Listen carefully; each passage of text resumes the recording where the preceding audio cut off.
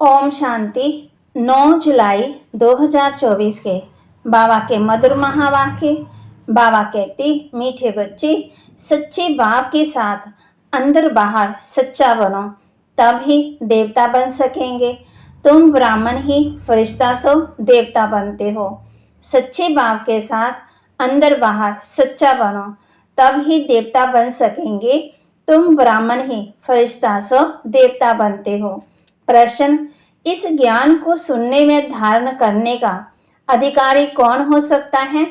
इस ज्ञान को सुनने व धारण करने का अधिकारी कौन हो सकता है?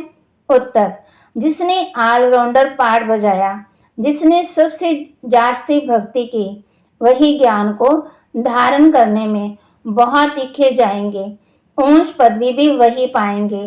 तुम बच्चों से कोई पूछते हैं, तुम शास्त्रों को नहीं मानती हो? तो बोलो, जितना हमने शास्त्र पढ़े हैं, भक्ति की है, उतना दुनिया में कोई नहीं करता।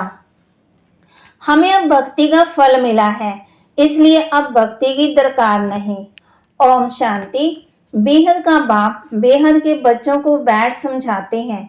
सभी आत्माओं का बाप सभी आत्माओं को समझाते हैं, क्योंकि वह सबका सदगति दाता है। जो भी आत्माएं हैं, जीव आत्मा ही कहेंगे, शरीर नहीं। तो आत्मा देख नहीं सकते। बलरामा के प्लान अनुसार स्वर्ग की स्थापना बाप कर रहे हैं, परंतु बाप कहते हैं, मैं स्वर्ग को देखता नहीं। जिन्हों के लिए है वही देख सकते हैं। तुमको पढ़ाकर फिर मैं कोई शरीर धारण करता ही नहीं, तो बिगड़ शरीर देख कैसे सकूंगा? ऐसे नहीं जहां तहां मौजूद हो सब कुछ देखते हैं, नहीं। बाप सिर्फ देखते हैं तुम बच्चों को, जिनको मना गुल गुल फूल बनाकर याद की यात्रा सिखलाते हैं। योग अक्षर भक्ति का है। ज्ञान देने वाला एक ज्ञान का सागर है, उनको ही सदगुरु कहा जाता। बाकी सब हैं गुरु। सच बोलने वाला, सचखंड स्थापन करने वाला वही है। भारत सचखंड था, वहां सब देवी देवता निवास करते थे। तुम अभी मनुष्य देवता बन रहे हो। तो बच्चों को समझाते हैं, सच्चे बाप के साथ अंदर बाहर सच्चा बनना है। पहले तो कदम कदम पर झूठ ही था, वह सब छोड़ना पड़ेगा। अगर स्वर्ग में ऊंच पदवी पाना चाहते हो तो बल स्वर्ग में तो बहुत आएंगे, परंतु बाप को जानकर भी विकर्मों को विनाश नहीं किया तो सजाएं खाकर हिसाब तक चुकतू करना पड़ेगा। फिर पदवी भी बहुत कम मिलेगा। राजधानी स्थापन हो रही है पुरुषोत्तम संगम युग पर। राजधानी ना हो तो सतयुग में स्थापन हो सकती, ना कलयुग में, क्योंकि बाप सतयुग या कलयुग में नहीं आते हैं। इस युग को कहा जाता है पुरुषोत्तम कल्याणकारी युग। इसमें ही बाप आकर के सबका कल्याण करते हैं। कलयुग के बाद सतयुग आना है, इसलिए संगम युग भी जरूर चाहिए। बाप ने बताया है, ये पतित पुरानी दुनिया है। गाते भी है ना, दूर देश का रहने वाला आया देश पर आए। अपने बच्चे कहाँ से मिलेंगे? पराए देश में। फिर पराए बच्चे ही मिलते। उन्हों को अच्छी रीति समझाते हैं, मैं किस में प्रवेश करता हूँ, अपना भी परिचय देते हैं, और जिसमें मैं प्रवेश करता हूँ उनको भी समझाता हूँ कि ये तुम्हारा बहुत जन्मों के अंत का जन्म है। कितना क्लियर है? अभी तुम यहाँ पुरुषार्थी हो, संपूर्ण पवित्र नहीं। संपूर्ण पवित्र को फरिश्ता कहा जाता है, जो पवित्र नहीं उनको पतित ही कहेंगे। फरिश्ता बनने के बाद फिर देवता बनते हो। सूक्ष्म वतन में तुम संपूर्ण फरिश्ता देखते हो, उन्हों को फरिश्ता कहा जाता। तो बात समझाते, बच्चे एक अलग को याद करना है। अलग माना बाबा, उनको अल्लाह भी कहते। बच्चे समझ गए हैं, बाप से स्वर्ग का वर्षा मिलता है। स्वर्ग कैसे रचते हैं? याद की यात्रा और ज्ञान से। भक्ति में ज्ञान होता नहीं, ज्ञान सिर्फ एक बाप ही देते हैं ब्राह्मणों को। ब्राह्मण चोटी है ना, अभी तुम ब्राह्मण फिर बजोली खेलेंगे। ब्राह्मण, देवता, क्षत्रिय, वैश्य और शूद्र, इसको कहा जाता है विराट रूप। विराट रूप कोई ब्रह्मा विष्णु शंकर का नहीं कहेंगे, उसमें चोटी ब्राह्मण तो है ही नहीं। बाप ब्रह्मा तन में आते हैं ये कोई नहीं जानते। ब्राह्मण कुल ही है सर्वोत्तम कुल, जबकि बाप आकर के पढ़ाते हैं। बाप शूद्रों को तो नहीं पढ़ाएंगे, ब्राह्मणों को ही पढ़ाते हैं। पढ़ाने में भी टाइम लगता है, राजधानी स्थापन होनी है ना। तुम ओंस योंस पुरुषोत्तम बनो, नई दुनिया कौन रचेगा, बाप ही रचेगा, ये भूलो मत। माया तुमको भुलाती है, उनका तो धंधा ही ये है। ज्ञान में इतना इंटरफियर नहीं करती, याद में ही करती है। आत्मा में बहुत किचड़ा भरा हुआ है, वह बाप की याद बिगड़ साफ हो न सके। योग अक्षर से बच्चे बहुत मूंझते हैं, कहते हैं बाबा हमारा योग नहीं लगता। वास्तव में योग अक्षर उन हठ योगियों का है। सन्यासी कहते हैं ब्रह्म से योग लगाना है। अब ब्रह्म तत्व तो बहुत बड़ा लंबा चौड़ा है।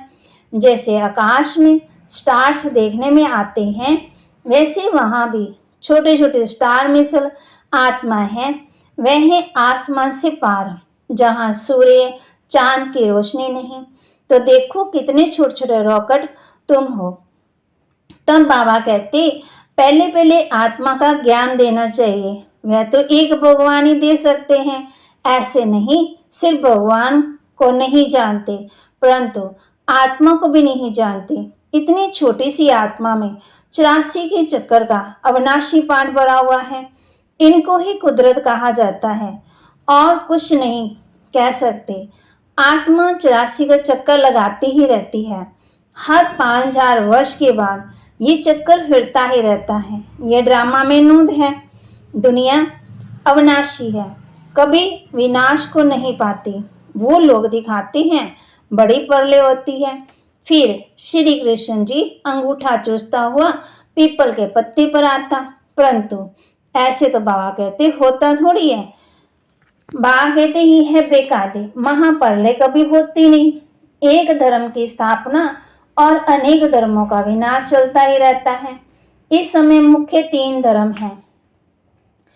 ये है ऑफिशियल संगम युग। पुरानी दुनिया और नई दुनिया में रात दिन का फर्क है। कल नई दुनिया थी, आज पुरानी है। कल की दुनिया में क्या था ये तुम समझ सकते हो। जो जिस धर्म का है उस धर्म की ही स्थापना करते हैं। वो तो सिर्फ एक आते हैं, बहुत नहीं होते, फिर धीरे धीरे वृद्धि होती रहती है। बाप कहते हैं तुम बच्चों को कोई तकलीफ नहीं देता हूँ। बच्चों को तकलीफ कैसे देंगे? मोस्ट बिलीव्ड बाप है ना। कहते हैं मैं तुम्हारा सदगति दाता, दुख हरता सुख करता हूँ। याद भी मुझ एक को करते हैं। भक्ति मार्ग में क्या कर दिया, कितनी गालियां मुझे देते। कहते हैं गॉड इज वन, सृष्टि का चक्कर भी एक ही है। ऐसे नहीं आकाश में कोई दुनिया है, आकाश में स्टार्स हैं। मनुष्य तो समझते हैं एक एक स्टार में सृष्टि है, नीचे भी दुनिया है। ये सब बाबा कहते भक्ति मार्ग की बातें। ओंस योंस भगवान एक है। कहते भी हैं सारी सृष्टि की आत्माएं तुम्हारे में पुरोई हुई हैं। ये जैसे माला है, इनको बेहद की रुद्र माला भी कह सकते हैं। सूत्र में बांधी हुई है। गाते हैं परंतु समझते कुछ नहीं है। बाप आकर के समझाते बच्चे मैं तुमको जरा भी तकलीफ नहीं देता हूँ। ये भी बताया है जिन्होंने पहले पहले भक्ति की है वही ज्ञान में तीखे जाएंगे। भक्ति जास्ती की है तो फल भी जास्ती मिलेगा। कहते हैं भक्ति का फल भगवान देते हैं, वह है ज्ञान का सागर, तो जरूर ज्ञान से ही फल देंगे। भक्ति के फल का किसी को पता ही नहीं है। बाबा हम बच्चों को समझदार बनाते हैं। भक्ति का फल है ज्ञान, नॉलेजफुल। जिस वर्ग का सुख वर्षा मिलता है तो फल देते हैं, अर्थात नरकवासी से स्वर्गवासी बनाते हैं। एक बाप रावण का भी किसी को पता नहीं। कहते भी हैं ये पुरानी दुनिया है, कब से पुरानी है वह हिसाब नहीं लगा सकते। बाप है मनुष्य सृष्टि रूपी झाड़ का बीज रूप, सत्य है, वह कभी विनाश नहीं होता। इनको उल्टा झाड़ कहते हैं। बाप ऊपर में है, आत्मा बाप को ऊपर देख बुलाती है। कहते हैं ना, ऊपर वाला जाने, शरीर को नहीं बुला सकता। आत्मा तो एक शरीर से निकल दूसरे में चली जाती है। आत्मा ना घटती है, ना बढ़ती है, ना कभी मृत्यु को पाती है। ये खेल बना हुआ है। सारे खेल के आदि मध्य अंत का राज बाप ने बताया है। आस्तिक भी बनाया है। ये भी बताया है कि इन लक्ष्मी नारायण में ये ज्ञान नहीं है। वहां तो आस्तिक नास्तिक का पता ही नहीं रहता। इस समय बाप ही अर्थ समझाते हैं। नास्तिक उनको कहा जाता है जो ना बाप को, ना रचना के आदि मध्य अंत को, ना उसके डायरेक्शन को जानते। इस समय तुम आस्तिक बने, माना समझदार बने। वहां ये बातें नहीं है, खेल है। जो बात एक सेकंड में होती वह फिर दूसरे सेकंड में नहीं होती। ड्रामा में टिक टिक होती रहती। जो पास्ट हुआ चक्कर फिरता जाएगा। जैसे बाइस्कोप होता है ना, जिसको फिल्म रील बोलते हैं। 2 घंटे गए, 3 घंटे बाद फिर वही माना पिक्चर हूबहू रिपीट होगी। मकान आदि तोड़ तोड़ डालते हैं, फिर देखेंगे बना हुआ है, वही हूबहू रिपीट होता। इसमें मूंझने की तो बात ही नहीं है। मुख्य बात है आत्मा का बाप परमात्मा है। आत्मा परमात्मा अलग रहे बहुकाल। अलग होती है, यहाँ आती है पाठ बजाने। तुम पूरे 5000 वर्ष अलग रहे। बाबा कहते तुम मीठे मीठे बच्चों को ऑलराउंडर पाठ मिला है, इसलिए तुमको ही समझाते हैं। ज्ञान के भी तुम अधिकारी हो। सबसे जास्ती भक्ति जिसने की है, ज्ञान में वही दिखे जाएंगे, पदवी भी ऊंच पाएंगे। पहले पहले एक शिव बाबा की भक्ति होती, फिर देवताओं की, फिर 5 तत्वों की भक्ति करते, फिर ब्रह्मचारी बन जाते। पहले एक की करती, अभी बेहद का बाप तुमको बेहद में ले जाते। वह फिर बेहद के भक्ति के अज्ञान में ले जाते। अब बाप तुम बच्चों को समझाते हैं, अपने को आत्मा समझ, मुझ बाप को याद करो। फिर भी यहाँ से बाहर जाने से माया भुला देती है। जैसे बाबा मिसाल देते, गर्भ में पश्चाताप करते, हम ऐसे नहीं करेंगे, बाहर आने से भूल जाते हैं। यहाँ भी ऐसे हैं, बाहर जाने से भूल जाते हैं। ये भूल भूल का खेल है। अभी तुम बाप के डायरेक्ट बच्चे बने हो। शिव बाबा है ना, वह सब है आत्माओं का बेहद का बाप। बाप कितना दूर से आते हैं। उनका घर है परम धाम। परम धाम से आएंगे तो जरूर बच्चों के लिए सौगात ले आएंगे। हथेली पर बहिष्ट सौगात ले आते हैं। बाप कहते हैं सेकंड में स्वर्ग की बादशाही लो, सिर्फ बाप को जानो। सभी आत्मा का बाप तो है ना। कहते हैं मैं तुम्हारा बाप हूँ। मैं कैसे आता हूँ वह भी तुमको समझाता हूँ। मुझे रथ तो जरूर चाहिए। कौन सा रथ? कोई महात्मा का नहीं ले सकते। मनुष्य कहते हैं तुम ब्रह्म को भगवान, ब्रह्मा को देवता कहते हो। अरे हम कहाँ कहते हैं, झाड़ के ऊपर एकदम अंत में खड़े हैं, जबकि सारा झाड़ सारा तमो प्रधान है।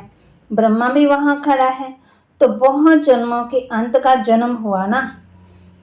बाबा खुद कहते हैं मेरे बहुत जन्मों के अंत के जन्म में जब वानप्रस्थ अवस्था होती है तब बाप आए हैं, जो आगर के धंधा आदि छुड़ाया। 60 वर्ष के बाद मनुष्य भक्ति करते हैं भगवान से मिलने के लिए। बाप कहते हैं तुम सब मनुष्य मत पर थे, अभी बाबा तुम्हें श्रीमत दे रहे हैं। शास्त्र लिखने वाले भी मनुष्य हैं, देवता तो लिखते नहीं, ना पढ़ते हैं। सत्युग में शास्त्र होते ही नहीं है, भक्ति ही नहीं। शास्त्रों के सब कर्म कांड लिखा हुआ है। तो यहाँ वह बात नहीं है। तुम देखते हो बाबा ज्ञान देते हैं, भक्ति मार्ग में तो हमने शास्त्र आदि बहुत पढ़े। कोई पूछे तुम वेदों शास्त्रों आदि को नहीं मानती हो? बोलो जो भी मनुष्य मात्र हैं उनसे ज्यादा हम मानते हैं। शुरू से लेकर अव्यभिचारी भक्ति हमने तो शुरू की, अब भी हमको ज्ञान मिला है। ज्ञान से सदगति होती है। तो बाबा कहते उनको समझाना है कि हम भक्ति को क्या करेंगे। बाप कहते हैं बच्चे hear no evil see no evil. तो बाप कितना सिंपल समझाते हैं, मीठे मीठे बच्चे अपने को आत्मा निश्चय करो। मैं आत्मा हूँ, वह कह देते हैं अल्लाह हूँ। तुमको शिक्षा मिलती है, मैं आत्मा हूँ, बाप का बच्चा हूँ। यही माया घड़ी घड़ी बुलाती है। देह अभिमानी होने से ही उल्टा काम होता है। अब बाप कहते हैं, बच्चे बाप को भूलो मत, टाइम वेस्ट मत करो। अच्छा, मीठे मीठे सिकिलते बच्चों प्रति माता पिता बाप दादा का याद प्यार और गुड मॉर्निंग। रूहानी बाप की रूहानी बच्चों को नमस्ते। रूहानी बच्चों की रूहानी बाप दादा को दिलवा जान सिकवा प्रेम से नमस्ते। धारणा के लिए मुख्य सार। रचयिता रचना के राज को यथार्थ समझ आस्तिक बनना है। ड्रामा के ज्ञान में मूंझना नहीं है। अपनी बुद्धि को हद से निकाल बेहद में ले जाना है। रचयिता और रचना के राज को यथार्थ समझ आस्तिक बनना है। ड्रामा के ज्ञान में मूंझना नहीं है, घबराना नहीं है। अपनी बुद्धि को हद से निकाल बेहद में ले जाना है। सूक्ष्म निवासी फरिश्ता बनने के लिए संपूर्ण पवित्र बनना है। आत्मा में जो किचड़ा भरा है उसे याद के बल से निकाल साफ करना है। सूक्ष्म निवासी फरिश्ता बनने के लिए संपूर्ण पवित्र बनना है। आत्मा में जो भी किचड़ा भरा हुआ है उसे याद के बल से निकाल साफ करना है। वरदान। ईश्वरीय रस का अनुभव कर एक रस स्थिति में स्थित रहने वाली श्रेष्ठ आत्मा भव। ईश्वरीय रस का अनुभव कर एक रस स्थिति में स्थित रहने वाली श्रेष्ठ आत्मा भव। जो बच्चे ईश्वरीय रस का अनुभव कर लेते हैं उनको दुनिया के सब रस फीके लगते हैं। जब है ही एक रस मीठा तो एक की तरफ अटेंशन जाएगा ना। सहज ही एक तरफ मन लग जाता है, मेहनत नहीं लगती है। बाप का स्नेह, बाप की मदद, बाप का साथ, बाप द्वारा सर्व प्राप्तियां सहज एक रस स्थिति बना देती है। ऐसी एक रस स्थिति में स्थित रहने वाली आत्मा ही श्रेष्ठ है। स्लोगन। खिचड़ी को समाप्त